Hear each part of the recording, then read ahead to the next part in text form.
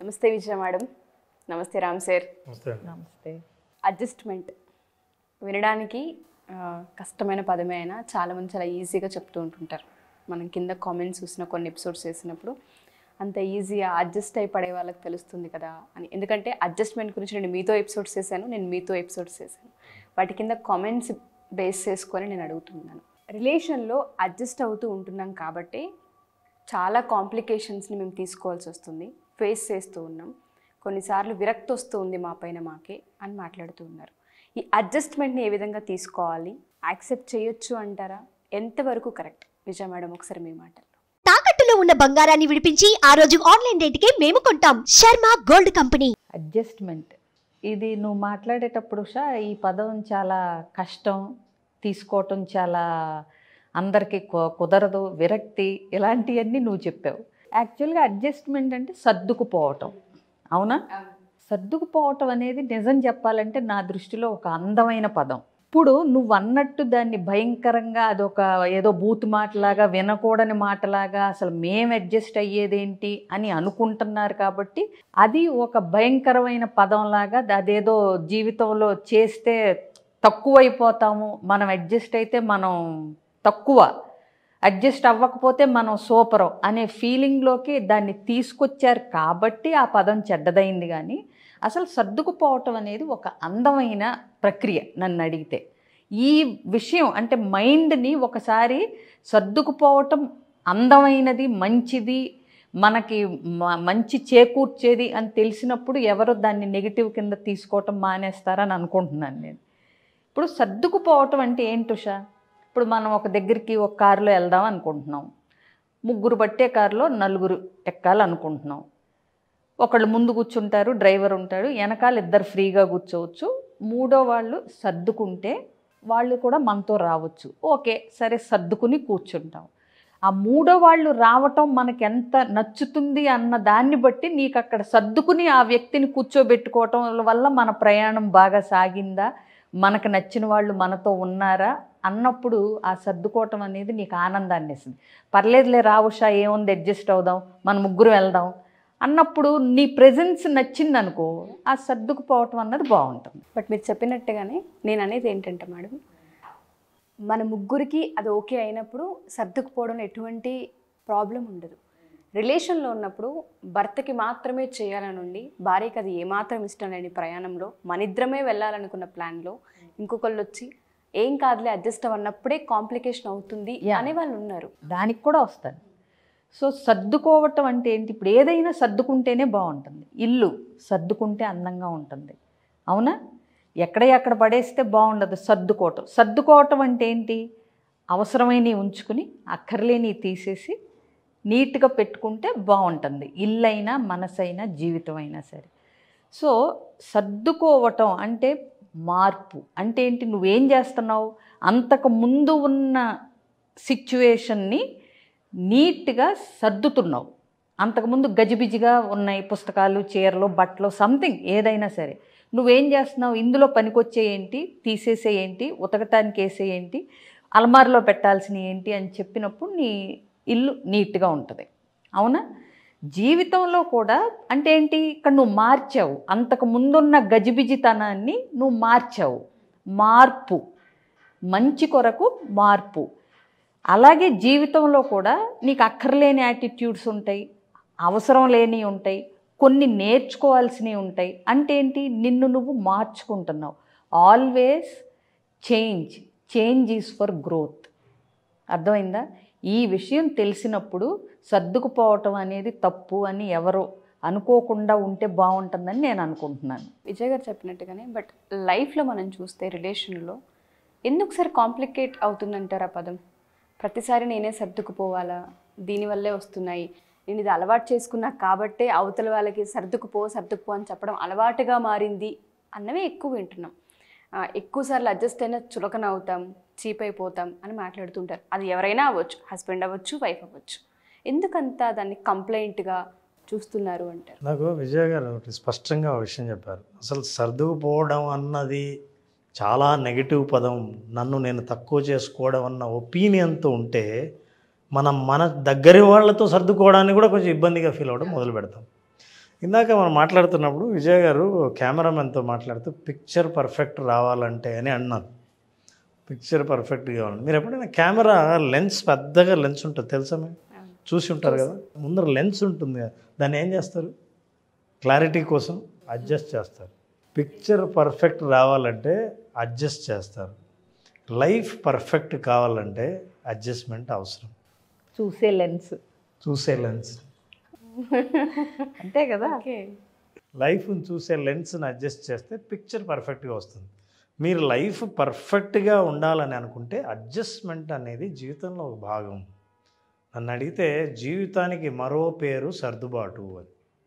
ఎందుకంటే లైఫ్ పర్ఫెక్ట్గా ఎక్కడ ఉంచినవి అక్కడ ఉన్నట్టు అట్లాగే ఉండి లైఫ్ లాంగ్ అవి అక్కడే ఉండడం అంటూ జరగదు. అసలు పర్ఫెక్షన్ అనేదే లేదనుకోండి, అదే ఇంపర్ఫెక్షన్. అదే ఈ సృష్టి పర్ఫెక్షన్ లేదు ఇందులో. కాబట్టి ఆ సర్దుకోవటం అన్నది ఇది లైఫ్లో ఒక భాగమే. జీవితం అన్న మాటకి మరో పర్యాయ పదం సర్దుబాటు. సర్దుబాటు లేని జీవితం లేదు. అయితే మీరు ఒక క్వశ్చన్ వేశారు, అసలు సర్దుబాటు నేనే సర్దుకుపోవాలా? ప్రతిసారి ఎలా సర్దుకోవాలి? ఒక రిలేషన్షిప్లో ఉన్నప్పుడు ఎస్, మీరు సర్దుకుపోవద్దు. ఎందుకు సర్దుకోవాలి? సర్దుకోకూడదు. ఎప్పుడు సర్దుకుపోకూడదు అనే విషయం తెలిస్తే మీకు అప్పుడు సర్దుకుపోవడం అన్నది చెడ్డ మాట కాదు అన్న విషయం అర్థమవుతుంది. లేకపోతే ప్రతిసారి సర్దుకుపోవడం అంటే అదేదో నా విలువ తీసేసినట్టు, నేను గిల్టునాగాలు వేసుకున్నట్టు, అవతల వాళ్ళు నన్ను 10 మంది ముందర అవమానించినట్టు, ఇట్లాంటి భావనల నుంచి బయటపడాలి ముందు. ఎందుకు నేను సర్దుకుంటున్నానంటే నేను అనుకుంటున్నట్టు జీవితాన్ని నేను సాధించాలని అంటే నేనే అడ్జస్ట్ చేయాలి. పిక్చర్ క్లియర్గా రావాలా, బ్లర్డ్గా రావాలా, జూమ్లో రావాలా, జూమ్ అవుట్లో రావాలా అంటే నేను కోరుకున్న పిక్చర్ రావాలంటే నేను ఎలా అడ్జస్ట్ కావాలో అలా అడ్జస్ట్ చేయాలి. సో అది చేస్తాను. ఎక్కడ అడ్జస్ట్ కాకూడదు? నెంబర్ 1, కోర్ వాల్యూస్లో మీరు కాంప్రమైజ్ అవ్వాల్సినప్పుడు. ఫర్ ఎగ్జాంపుల్ రిలేషన్షిప్ అన్నారు. నా తల్లిదండ్రులను నేను గౌరవిస్తాను, అది నా వాల్యూ. తల్లిదండ్రులను నేను జాగ్రత్తగా చూసుకోవాలి, అది నా వాల్యూ. మీ తల్లిదండ్రులను నువ్వు మాట్లాడడానికి లేదు అని అన్నప్పుడు నేను అడ్జస్ట్ అవ్వాల్సిన అవసరం లేదు, నా కోర్ వాల్యూ. ఎక్కడైతే నేను వాల్యూస్ దగ్గర కాంప్రమైజ్ అవ్వాల్సి వస్తుందో అక్కడ నేను సర్దుకోవాల్సిన అవసరం లేదు. Second, toxic behaviour. అవతలాళ్ళు చాలా విషపూరితమైన ప్రవర్తనతో మనల్ని ఎప్పుడు తక్కువ అంచనా వేసి మనల్ని ఎప్పుడు తగ్గించే ప్రయత్నం చేస్తున్న చోట వాళ్ళతో మనం అడ్జస్ట్ అవ్వాల్సిన అవసరం లేదు. ఎందుకంటే మన సెల్ఫ్ కాన్ఫిడెన్స్ను ఎంతకాలంలోనో బిల్డ్ చేసుకున్న దాన్ని డ్యామేజ్ చేసే రిలేషన్షిప్లో మీరు సర్దుకుపోవాల్సిన అవసరం లేదు. మూడవది, మీరు ఈ సర్దుకుపోవడం అన్న పేరుతో కంటిన్యూస్గా త్యాగాలు చేసే పరిస్థితి వస్తుంది అనుకోండి. అదే మెయిన్ కంప్లైంట్. ఒకసారి త్యాగం చేయడం అంటే ఎస్ అఫ్ కోర్స్ మనం రిలేషన్షిప్ కాపాడుకోవడం కోసం, పిల్లల కోసం, భర్త కోసం, ఈసారి మనం కాకపోతే ఎవరు సర్దుకుంటారు అనుకోవడం కోసం ఓకే. ఈ త్యాగం అనేది చూడడానికి వినడానికి బాగుంటుంది, కానీ లైఫ్ లాంగ్ నువ్వు త్యాగం చేసే పరిస్థితుల్లో ఏ మనిషి జీవించాలని అనుకోరు. అలాంటి సందర్భం వచ్చినప్పుడు మీరు అడ్జస్ట్ కానక్కర్లేదు. మీరు ఇట్లాంటి ఎక్స్ట్రీమ్ సిచ్యుయేషన్లో అడ్జస్ట్మెంట్ని మీరు నెగిటివ్గా తీసుకోవచ్చు, కానీ బాగా అదర్వైజ్ లైఫ్ని కరెక్ట్గా జీవించాలంటే ప్రతిరోజు సర్దుబాటే. ఫర్ ఎగ్జాంపుల్ మీరు బఫే లంచ్కి వెళ్తారు, చాలా ఐటమ్స్ ఉంటాయి. ఎన్ని ఐటమ్స్ ఉన్నా మీరు తినే కెపాసిటీ ఒకటి ఉంటుంది ఫిక్స్డ్, ఇంతే అని. అప్పుడు ఏం చేస్తారు? ఇష్టమైంది ఎక్కువ, కొంచెం కొన్ని తక్కువ, బాగా ఇష్టమైంది ఇది తగ్గించి అది ఎక్కువ. మీ ప్లేట్ అడ్జస్ట్ చేసుకోవట్లా? అది ఎందుకు? Finally you want to enjoy lunch. Everywhere మీరు ఏ ఎగ్జాంపుల్ అయినా తీసుకోండి, మనకు తెలియకుండా మనం సర్దుబాటు అవుతున్నాం. ఇందాక విజయ్ గారు చాలా బ్యూటిఫుల్ ఎగ్జాంపుల్ చెప్పారు, చాలా బాగా నచ్చింది నాకు. కారులో సర్దుకుందాం రా అని అంటారు. అసలు మీరు సర్దుకుంటే ప్రయాణం మీరు రావటం వల్ల నాకు అసలు ఇరుక్కుని కూర్చున్నామన్న విషయం గుర్తులేదు, కానీ మీ కంపెనీ వల్ల we have enjoyed the journey అన్నప్పుడు అసలు సర్దుబాటు అనేది ఎంత బాగా సర్దుబాటు చేసుకున్నామంటే అసలు మీతో సర్దుబాటు చేసుకోవడమే హ్యాపీగా ఉంది, మేము కంఫర్ట్గా ఉండే కంటే అన్నది ఉంది చూసారా. That really gives you pleasure in the relationship. అలా అందరం కలిసి ప్రయాణిస్తున్నప్పుడు ఎవరితో ఎవరికి ఇబ్బంది లేనప్పుడు సర్దుబాటు అనేది ఒక అందమైన భావన, ఎక్స్పీరియన్స్గా మిగులుతుంది. ఎగ్జాక్ట్లీ అండి, అందమైన భావన, ఎక్స్పీరియన్స్ అన్నారు కదా. అంటే చిన్న చిన్నవి. ఇప్పుడు ఒక వ్యక్తికి చెట్టు నుంచి రోజా పూలు కోయటం ఇష్టం లేదనుకుందాం, గులాబీ పూలు అంటే చాలామందికి, ఇన్ఫ్యాక్ట్ నాకు కూడా ఇష్టం లేదు. అవి 4 రోజులు ఉంటాయి, మనం కోస్తే గంటలో వాడిపోతుంది. బట్ భార్యకో ప్రేయసికో గులాబీ పువ్వు ఇష్టం, ఎప్పుడు అంటే బొకేనే ఇష్టం యాక్చువల్గా. పద్దాక ఇప్పుడు అమ్మాయిలకి ఏం కావాలండి, పూలు గిఫ్ట్లుగా ఇస్తే కావాలని అనుకుంటారు. బట్ ఒక పూలు కొయ్యటం ఇష్టం లేని అతను భార్య కోసం ఒక్క పువ్వు కోసుకెళ్ళి ఇచ్చినప్పుడు అది సర్దుబాటు. ఏంటి, కొయ్యటం ఇష్టం లేని అతను తన భార్య కోసం అది సర్దుకుని కోసిచ్చాడు. బుట్టడ పూలు, బొకే పూలు ఇష్టపడే ఆవిడ ఒక్క పువ్వుని అతని ప్రేమకి ప్రత్యేకగా తీసుకుని ఆ ఒక్క పువ్వుని సర్దుకోవటం. ఇద్దరు అంటే 10 పూలు తెచ్చివ్వలేదేంటని ఆవిడ ఇదవ్వలేదు, నేను కొయ్యను అని అతను పట్టుబట్టలేదు. అతను ఒకటి సర్దుకున్నాడు, ఈవిడ ఒకటికి సర్దుకుంది. సో ఇదే జీవితం అంటే. ఇప్పుడు ఆవిడేదో అడిగింది, నేను చేయను, నాకు ఇది నచ్చదు అనే బదులు సర్దుకుని ఇది చేసేస్తే పోలా, దీనివల్ల పెద్ద నష్టం ఏముంది అని ఆయన అనుకుంటే అది సర్దుకుపోవటం. ఆయన ఏదో మాట అన్నాడు, అబ్బాయి ఏదో విసుగులో అన్నారులే, ఏముందిలే చూసి చూడనట్టు వదిలేస్తే పోలా అనుకోవటం సర్దుకుపోవటం. చిన్నవి. పెద్ద పెద్ద విషయాలు, శాడిస్టిక్ ఎక్స్ట్రీమ్ కేసెస్, కిరాతకాలు మనం పక్కన పెడితే రోజువారీ జీవితంలో అడ్జస్ట్మెంట్ అనేది ఒక అందమైన భావన. రామ్ గారు చెప్పినట్టు. మీకు ఒక స్టోరీ చెప్తాను, నిజంగా ఇక్కడ అడ్జస్ట్ చేసుకోవాలో లేదో మీరు చెప్పండి. ఒక ఆయన 2 పెళ్ళిళ్ళు చేసుకున్నాడు. పెద్ద భార్యకు కొడుకున్నాడు, రెండో భార్యకు పిల్లలు ఉన్నారు. అయితే పెద్ద భార్య కొడుక్కి ఈయన బిజినెస్ని అప్పచెప్పాలని చెప్పి బిజినెస్ని అప్పచెద్దామని ఆయన కీస్ ఇవ్వబోతుంటే, రెండో భార్య ఫస్ట్ నా కొడుక్కి నువ్వు కీస్ ఇచ్చి ఆ తర్వాత నీ కొడుక్కి ఎప్పుడైనా ఇవ్వు, నేను బ్రతికుండగా నా కొడుకే నేను ఈ బిజినెస్ ఓనర్గా చూడాలి అన్నది. అప్పుడు పెద్ద కొడుకు, మొదటి భార్య కొడుకు, పూర్తి హక్కున్న కొడుకు అడ్జస్ట్ అవ్వాలా అవ్వకూడదా? అవుతారా ఎవరైనా?